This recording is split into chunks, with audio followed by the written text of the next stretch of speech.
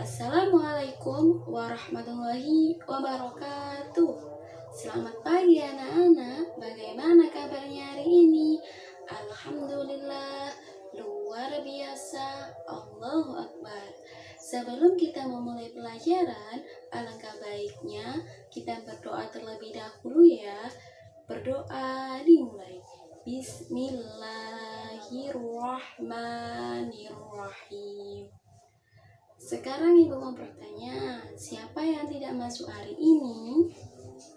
Masuk semua. Alhamdulillah. Masih ingat nggak pelajaran kemarin tentang apa? Tentang sedekah. Betul sekali. Dan hari ini kita akan belajar tentang infak. Apa sih bedanya infak sama sedekah? Sedekah itu artinya luas banget. Apabila kita tersenyum, itu juga dinamakan dengan sedekah. Tetapi infak itu adalah mengeluarkan sebagian harta kita kepada orang yang membutuhkan. Ibu mempunyai gambar, gambarnya adalah ini. Apa sih infak itu? Infak adalah pengeluaran sukarela yang dilakukan seseorang setiap kali ia mendapatkan rezeki sebanyak yang ia kehendaki. Sedangkan dalil yang berkaitan dengan infak terdapat di surat Al-Baqarah ayat 261 yang berbunyi Bismillahirrahmanirrahim. Masalul ladina yunfikuna amwalahum fi sabilillahi kamasali habbatin ambatat sab'a sanabila fi kulli sumbulatin mi'atu habbah wallahu yudha'ifu liman yasha' wallahu wasi'un alim. Artinya apa? Artinya yaitu perumpamaan nafkah yang dikeluarkan oleh seseorang atau orang-orang yang menafkahkan hartanya di jalan Allah adalah serupa dengan sebutir benih yang menumbuhkan 7 bulir pada tiap-tiap butir. Allah akan melipat gandakan kepada orang-orang yang dikehendakinya dan Allah adalah Maha mengetahui. Dalil yang kedua yaitu terdapat di surat At-Talaq ayat 7 yang berbunyi Bismillahirrahmanirrahim. Yunfiqu dhu sa'atin min sa'atih wa man qaddara alaihi rizquhu falyunfiq mimma atahu Allah la yukallifullahu nafsan illa ma ataha fayaj'aluhu ba'da usri yusra. Artinya yaitu hendaklah orang-orang yang memberi nafkah menurut kemampuannya dan orang-orang yang disempitkan rezekinya hendaklah memberikan nafkah dari harta yang diberikan Allah kepadanya. Allah tidak akan memikul beban kepada orang yang melainkan sekedar apa yang Allah berikan kepadanya. Allah telah akan memberikan kelapangan sesudah kesempitan. Dan dalil yang ketiga yaitu terdapat di surat At-Taghabun ayat 16 yang berbunyi Fattaqullaha astata'tum wasma'u wa'ati'u khairan li'anfusikum wa man yuqa shuhha nafsihi faulaika humul muflihun. Artinya apa? Artinya yaitu bertakwalah kamu kepada Allah menurut kesanggupanmu dan dengarlah dan nafkahkanlah nafkah yang baik dirimu. Dan barang siapa yang dipelihara, maka itulah orang-orang yang beruntung. Sampai di sini sudah paham apa itu infak dan dalil apa saja yang berkaitan dengan infak? Sudah. Kalau sudah, alhamdulillah ya. Berarti kalian semua itu pintar-pintar. Kalau memang kalian sudah paham dengan materi pengertian infak dan dalil tentang infak, sekarang ibu mau mengajak kalian semua untuk menghafalkan dalil-dalil tentang infak, yaitu terdapat di surat Al-Baqarah ayat 261, terdapat di surat At-Talaq ayat 7, dan terdapat di surat At-Takabun ayat 16. Yuk kita sama-sama belajar, kita sama-sama menghafalkan dalil tentang infak. 1, 2, 3. Bismillahirrahmanirrahim. Masalul ladina yunfikuna amwalahum fi sabilillahi kamasali habbatin ambatat sab'a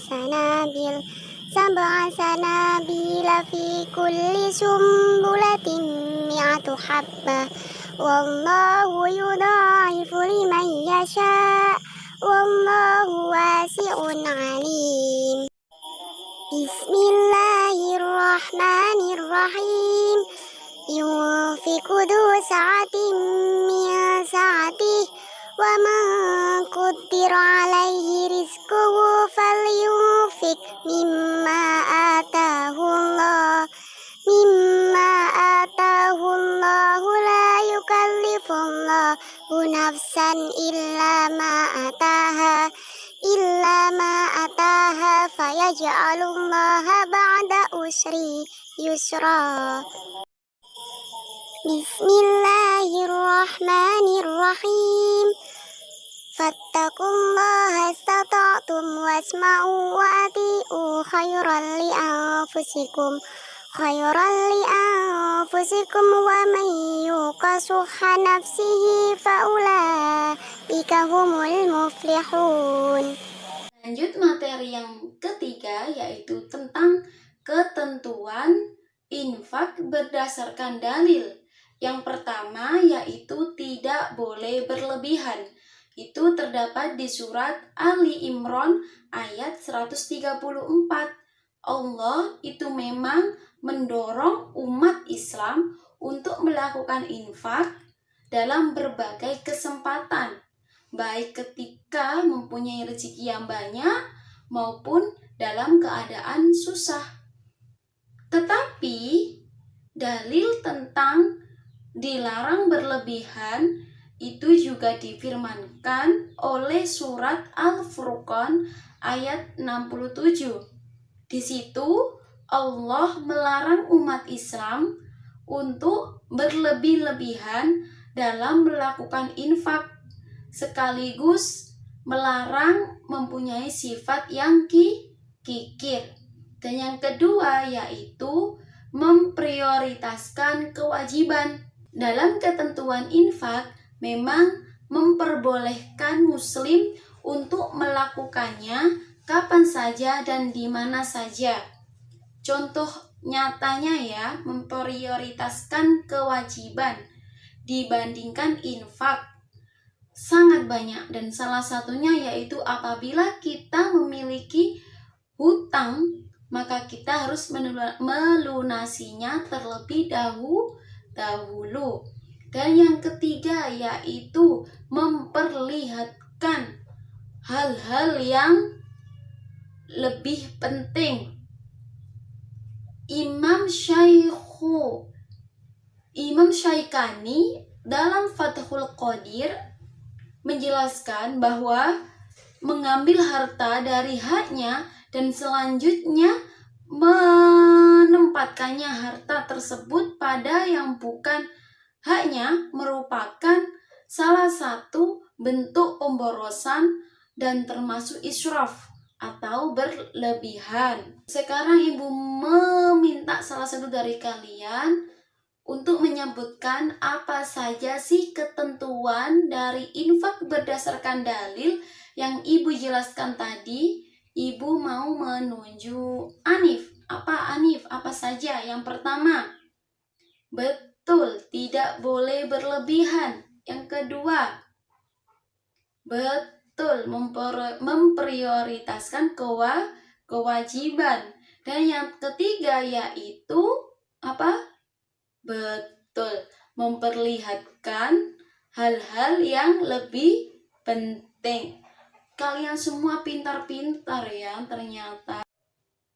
Dan materi yang terakhir yaitu tentang tata cara memberi infak. Tata cara infak harus sesuai dengan ketentuan yang diajarkan oleh Rasulullah SAW. Baik itu pemberi infak maupun penerima infak. Karena infak adalah perbuatan yang terpuji dan banyak keutamaannya. Yang pertama, golongan penerima infak itu siapa saja? Yang pertama, orang tua. Yang kedua, saudara terdekat atau keluarga.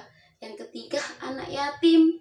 Yang keempat, fakir miskin. Dan yang kelima, orang-orang yang sedang di perjalanan. Kalau golongan orang yang tidak berhak menerima infak itu siapa? Yang pertama, orang kaya.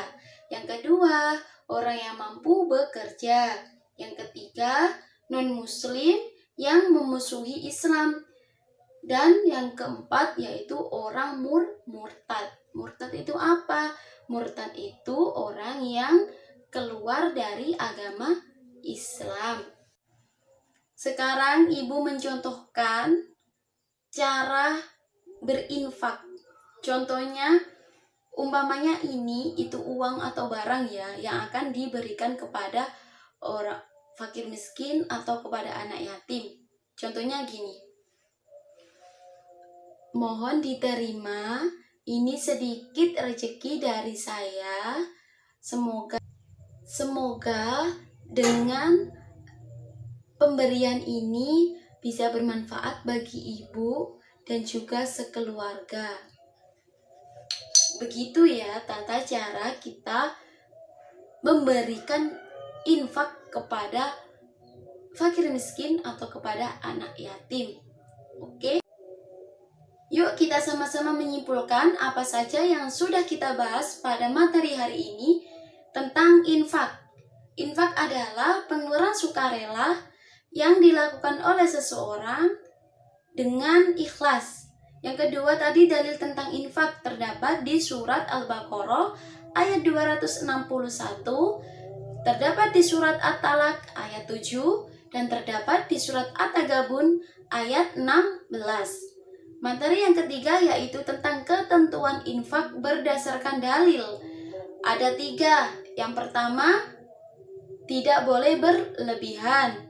Yang kedua, memprioritaskan kewajiban. Dan yang ketiga yaitu tidak memperlihatkan hal-hal yang lebih penting. Terus yang terakhir tadi apa? Tata cara berinfak. Tata cara berinfak tadi golongan orang yang menerima infak itu siapa saja? Yang pertama orang tua, saudara terdekat, fakir miskin, anak yatim, dan lain-lain. Kalau golongan orang yang tidak boleh menerima infak itu siapa saja? Yang pertama, orang kaya. Yang kedua, orang yang sanggup bekerja. Yang ketiga, non-muslim yang memusuhi Islam. Yang keempat yaitu orang yang murtad. Semoga pelajaran yang kita pelajari pada hari ini bisa bermanfaat bagi kita sendiri dan juga bisa bermanfaat bagi orang lain. Ibu pesan kepada kalian semua, apabila kalian mempunyai harta yang lebih, diinfakkan ya kepada orang-orang yang membutuhkan, karena itu kebaikannya bisa kembali pada diri kita sendiri. Oke. Sebelum mengakhiri pelajaran atau sebelum kita keluar dari kelas ini, alangkah baiknya kita berdoa terlebih dahulu ya. Berdoa dimulai. Alhamdulillahi Rabbil Alamin. Demikian, semoga pelajaran yang kita pelajari pada hari ini bisa bermanfaat bagi kita semua. Kurang lebihnya ibu mohon maaf. Wassalamualaikum warahmatullahi wabarakatuh.